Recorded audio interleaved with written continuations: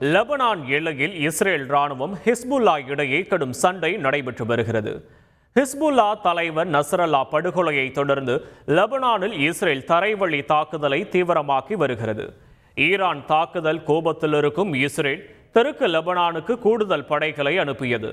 தெற்கு லெபனானில் கிராமங்களை காலி செய்ய உத்தரவிட்ட இஸ்ரேல் ராணுவம் தாக்குதலை தொடங்கியது. ஹிஸ்புல்லா தீவிரவாதிகளோடு இஸ்ரேல் ராணுவம் சண்டையிட்டு வருகிறோம், தீவிரவாதிகளையும் தீவிரவாத கட்டமைப்புகளையும் அழித்து வருகிறோம் என இஸ்ரேல் ராணுவம் அறிவித்துள்ளது. துப்பாக்கி ஏந்தியவர்கள் மற்றும் தீவிரவாதிகள் நிலைகள் மீது வான்வழியாகவும் தாக்குதல்கள் நடத்துவதாகவும் இஸ்ரேல் ராணுவம் தெரிவித்துள்ளது. இஸ்ரேலிய வீரர்கள் கிழக்கு பக்கத்தில் நுழைந்து இருப்பதாகவும் அவர்களோடு மொரான் அல் ராஸ் நகரில் சண்டையிட்டு வருவதாகவும் ஹிஸ்புல்லாவும் தெரிவித்துள்ளது. இந்த தாக்குதலில் இஸ்ரேல் வீரர்கள் 8 பேர் உயிரிழந்திருப்பதாக அந்நாட்டு ராணுவம் தெரிவித்துள்ளது. மத்திய கிழக்கில் தங்கள் விமானப்படை மிக சக்தி வாய்ந்ததாக தாக்குதலை நடத்தும் என இஸ்ரேல் ராணுவம் எச்சரிக்கை விடுத்துள்ளது. மத்திய கிழக்கில் எந்த புள்ளியையும் தாக்கும் திறனை எங்கள் ராணுவம் கொண்டிருக்கிறது. இஸ்ரேல் ராணுவ தலைமை அதிகாரி ஹெர்சி ஹலேவி இதுவரையில் இதை புரிந்து கொள்ளாத எதிரிகள் விரைவில் அதை புரிந்து கொள்வார்கள் எனவும் எச்சரித்துள்ளார்.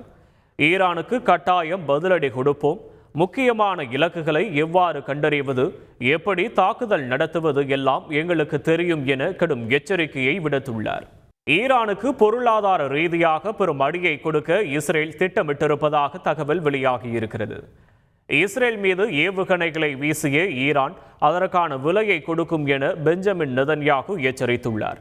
ஈரானுக்கு பதிலடி கொடுக்க இஸ்ரேல் ஆயத்தமாகும் வேளையில் ஈரானுக்கு பொருளாதார ரீதியாக பெரும் நாசம் விளைவிக்கும் வகையில் தாக்குதலை அரங்கேற்ற இஸ்ரேல் வியூகம் போடுவதாக தகவல் வெளியாகியுள்ளது.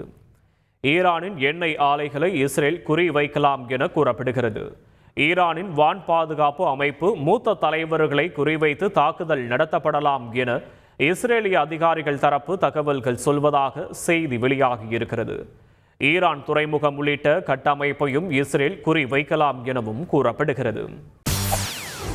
செய்திகளை உடனுக்குடன் தெரிந்து கொள்ள உடனே சப்ஸ்கிரைப் பண்ணுங்க.